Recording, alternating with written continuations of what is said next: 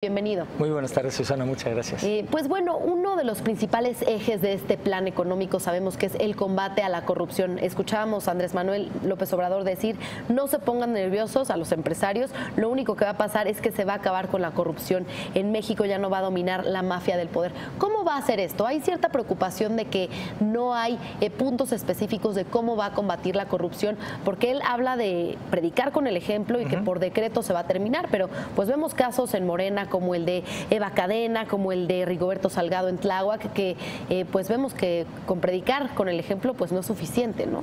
Sí, así es. Predicar con el ejemplo es una parte importante, pero no lo es todo. Hay que fomentar las leyes que ya han ido avanzando, algunas de ellas, como en el Sistema Nacional Anticorrupción. Hay que seguir avanzando en ellas y sobre todo los castigos tienen que ser ejemplares. A cualquier funcionario público que haga algo indebido hay que sancionarle rudamente, ¿no? Ese es uno de los puntos que hay que fortalecer y bueno, pues trabajar día a día en la lucha contra la corrupción. ¿Cuáles serán esas sanciones rudas para los funcionarios que sean corruptos? Bueno, se debería de equiparar las sanciones que están poniendo a la sociedad civil, equipararlas a las que tienen los funcionarios públicos, ¿no? Hoy estamos viendo de un guatemalteco, bueno, una persona en Guatemala que lo detuvieron por 1,5 millones de pesos y lo están extraditando, y sin embargo un funcionario público puede robar muchísimo más que eso y no le pasa nada, ¿no? Entonces sí hay que ser más rudo con eso. Y el otro tema es el tema de la transparencia. Transparencia, rendición de cuentas, gobierno abierto, con eso, fomentando todo eso, con lo que se pretende luchar contra la corrupción. José Luis, ¿cómo convencer a los empresarios de que Andrés Manuel López Obrador es un buen candidato para que no le tengan miedo con esto que él decía, no tengan miedo, solamente vamos a acabar con la corrupción? Bueno, Andrés Manuel ya gobernó en la Ciudad de México con un presupuesto de 130,000 millones. Cuando salió tenía el mismo presupuesto, no subió los impuestos. Cuando entró había 32,000 millones de pesos de deuda, cuando salió había la misma deuda y las inversiones mayores en la ciudad se han hecho en su periodo. Se hizo el trozo de segundo piso de periférico, que por cierto es el único que no cuesta en la ciudad. Se hizo las líneas de Metrobús, la primera línea de Metrobús, se hizo toda la remodelación del centro histórico, reforma, se hizo el plan de reforma y también se hizo la compra mayor de trenes para el metro que se ha hecho en estos años, y todo se hizo con el presupuesto que se tenía sin incrementar ese. O sea, es un buen administrador. Pero eso es del pasado. ¿Cómo convencerlos del futuro? Porque, por ejemplo, de las reformas estructurales, él dice que en un principio su postura es revertirlas, aunque las va a meter a consulta y lo que diga la ciudadanía, pero ¿cómo convencer a los empresarios de que en un futuro esto va a ser conveniente para México? Es curioso porque a nivel nacional se tiene mucha desconfianza en la gestión potencial que tenga Andrés Manuel López Obrador, pero en la Ciudad de México no. Los empresarios que ya conocen cómo funciona Andrés Manuel no le tienen miedo, no le tenemos miedo en la Ciudad de México a cómo opera él y la relación que tiene con los empresarios. Realmente en su periodo que tuvo aquí en la Ciudad de México, por cada peso de inversión pública que hubo 37 pesos de inversión privada. Así que se fomenta la inversión privada. Los que tienen que tener un poco de temor son aquellos empresarios que hacen cosas indebidas. Eso sí, porque se pretende luchar contra eso. Pero a ver, la reforma energética que promete grandes inversiones, que de hecho ya empezamos a ver pues resultados importantes de la primera ronda, sabemos que para revertirla, pues bueno, tendría que haber una decisión por parte del Congreso, o como lo decía Valeria Moy, dejarla morir lentamente. Esto, ¿qué dicen los empresarios? Es decir, ¿no les da miedo que al frenar esta reforma podría también desacelerar el crecimiento económico del país? A ver, para que las reformas se echen para atrás tiene que haber mayoría en el Congreso, lo cual difícilmente se conseguirá. Lo que sí se va a hacer es renegociar algunas de las partes y hacerle cambios a las reformas. No se ha dicho que se vaya a expulsar a la inversión privada en el sector energético petrolero. No se ha dicho que se vayan a nacionalizar el sector energético. Lo que se ha dicho es que se va a fortalecer la soberanía nacional en cuanto al establecimiento de refinerías y a la producción en México de los hidrocarburos que necesitamos, que hoy estamos importando la mitad de los energéticos que requerimos.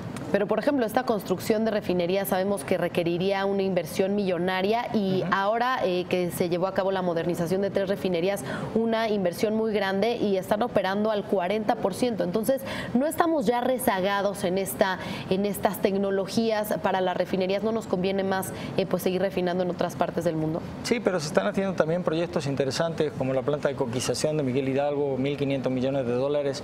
O sea, sí se están haciendo inversiones en tecnologías modernas en Pemex. Hay que profundizar profundizar en ello, pero sobre todo tenemos que hacer las reformas en el sector energético, mejor dicho, las inversiones en el sector energético que garantice cierto nivel de seguridad, de soberanía nacional, porque los energéticos se tienen que producir aquí en México. Él habla de cancelar el proyecto del nuevo aeropuerto internacional de la Ciudad de México y construir 2 pistas en el militar de Santa Lucía. ¿Qué opinas del tema? ¿Qué opinan los empresarios? Yo no soy un técnico, no conozco el proyecto a fondo, pero el aeropuerto de la Ciudad de México tiene 3 fases, entonces apenas estamos en la primera fase. La última acaba en el 2065, entonces hay posibilidad de hacerle modificaciones al proyecto. Modificaciones, pero no frenarlo. No se podría frenar, habría que renegociar con los empresarios que ya están ahí. ¿Qué están buscando renegociar con ellos? Bueno, es que en ningún país del mundo se han cerrado aeropuertos, entonces habría que analizar otra vez el proyecto y ver por dónde se puede sacar. Lo de las 2 pistas de Santa Lucía se puede poner en marcha. Tenemos lugares como Nueva York donde tienen 3 aeropuertos, o sea, no necesariamente tiene que haber un solo aeropuerto donde se centralice todo, ¿no? Al revés, se busca también que los accesos al aeropuerto sean diversificados. Así que no te puedo comentar los detalles del proyecto, pero no se trata de dejar la obra parada de un día para otro. Donde ya además hay gran inversión, contratos, ¿no? Hay inversiones, claro, hay empleos generados. Sí. Bien, finalmente, José Luis, sobre este plan de austeridad, él habla que se podrían ahorrar alrededor de 500,000 millones de pesos. ¿Qué nos dices al respecto? Dentro de este plan pues está el no usar el avión, más bien vender el avión presidencial, también recortar su salario a la mitad, también el gasto corriente. Mira, 500,000 millones es más o menos el 10% del presupuesto que actualmente se tiene. Lo que hemos visto en los últimos 5 años es que el presupuesto ha subido de 3.5 millones de pesos a 5.3, o sea, ha subido más de un 50%, y estamos viendo que tenemos los niveles de inversión pública más bajos que ha habido históricos. Entonces, simplemente tomando ese dato, se estima que se puede ahorrar ese dinero. Por supuesto, hay que hacer muchas cosas para poder ahorrar hasta 500,000 millones de pesos. Claro, porque además en el primer año está difícil, ¿no? Tendrían que pasar varios. Sí, así es. Muchos de estos temas se estiman que se hagan durante todo el sexenio, no de un día para otro. Ok.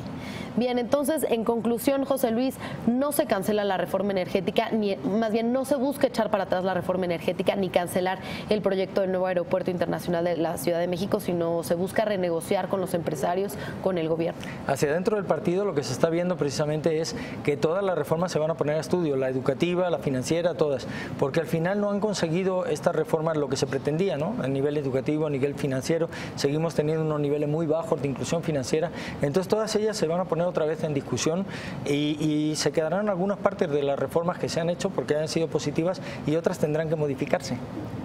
¿Y el proyecto del nuevo aeropuerto también? El proyecto del nuevo aeropuerto lo vemos como demasiado voluminoso para lo que la ciudad necesita. Pero no se busca cancelar. No se va a cancelar de un día para otro las obras que están avanzadas. En el caso de que se estime que hay que hacer modificaciones a los proyectos, se negociará con las empresas que ya tienen los contratos.